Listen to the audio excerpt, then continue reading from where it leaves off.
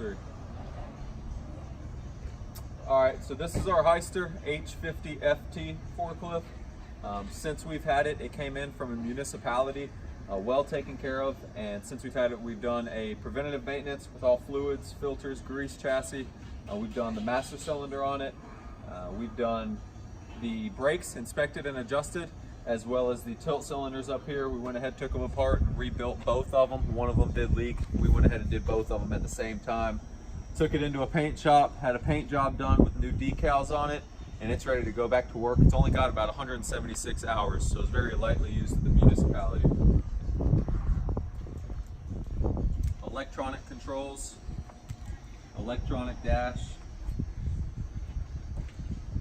good diesel forklift. Get up and do an operational video.